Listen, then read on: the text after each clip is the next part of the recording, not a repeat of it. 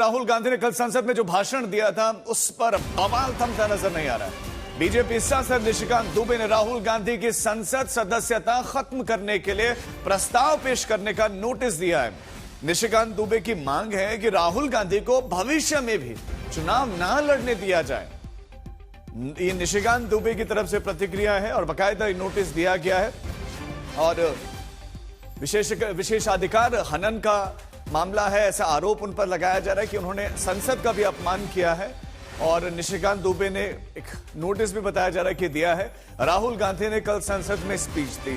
उन्होंने अमेरिकी Donald Trump से लेकर कई विषयों पर अपनी बात रखी, सरकार को घेरा, सरकार ने सरेंडर कर दिया, ये तमाम बातें उन्होंने कही।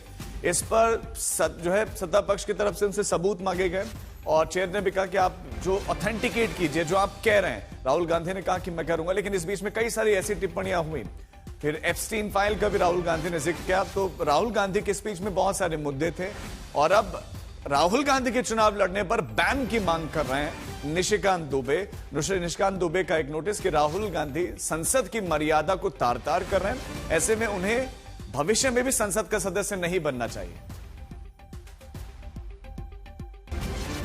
संसद में शुरू हुआ गतिरोध थमने का नाम नहीं ले रहा है। हम चार तस्वीरें भी आपको दिखा रहे हैं। मकर द्वार पर भी प्रदर्शन देखने को मिला, जहां विपक्ष ये कह रहा है कि एक तो विपक्ष जो कहना चाह रहा है उसे बोलने नहीं दिया जा रहा है।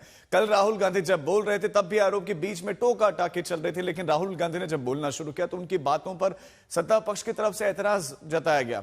कहा गया कि आप ऑथेंटिकेट कीजिए, आप बताइए जो कह रहे हो कि वो उसके बारे में आपके पास क्या तथ्य क्या प्रूफ है। हमारे साथ मौसमी, हमारे संवाददाता इस खबर पर जुड़ गए। मौसमी, अब सत्ता पक्ष की तरफ से बताया जा रहा है कि प्लानिंग है, निशिकांत दुबे ने खास तौर पर राहुल गांधी भविष्य में भी चुनाव न लड़े, ऐसा कुछ नोटिस वो लेकर आए।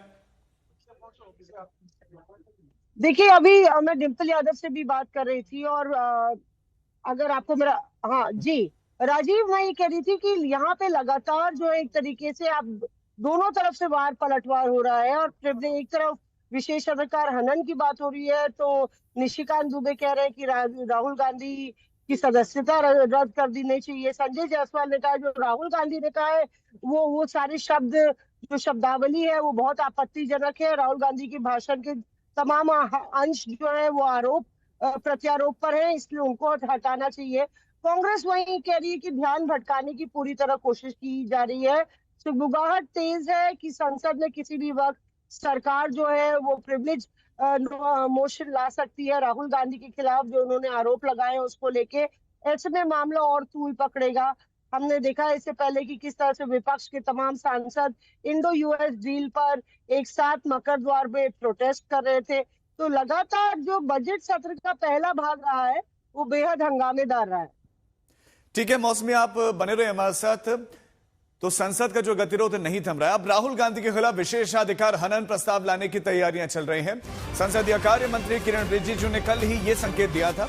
रिजिजू के मुताबिक सदन को गुमराह करने, बेबुनियाद आरोप लगाने के मामले में राहुल गांधी के खिलाफ विशेषाधिकार प्रस्ताव का नोटिस लाया जाएगा। हालांकि रिजिजू ने यह साफ नहीं किया कि विशेषाधिकार प्रस्ताव का नोटिस कब और कौन देगा, लेकिन माना जा रहा है कि लोकसभा में सत्ता पक्ष की ओर से कोई सदस्य ये नोटिस देगा। केंद्रीय बजट पर चर्चा में भाग लेते हुए राहुल गांधी ने ट्रेड डील को लेकर केंद्र सरकार को घेरा। मोदी सरकार पर अमेरिका के आगे सरेंडर करने का उन्होंने आरोप लगाया।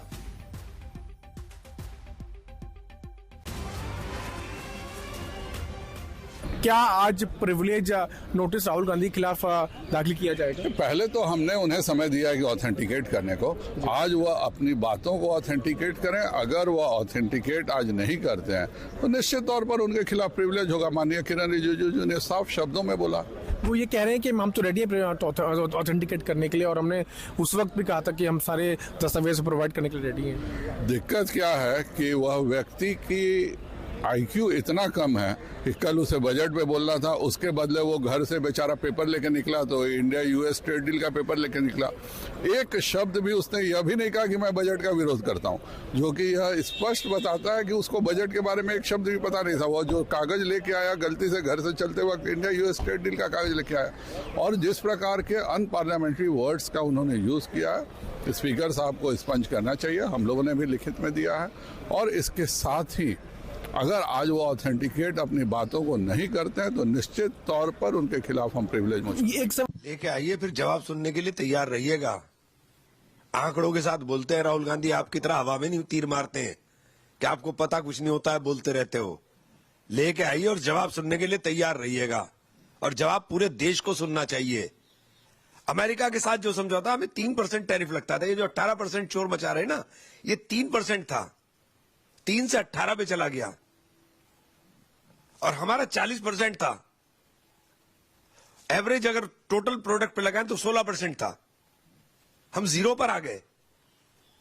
फिर आप कह रहे हो कि आपने देश नहीं बेचा।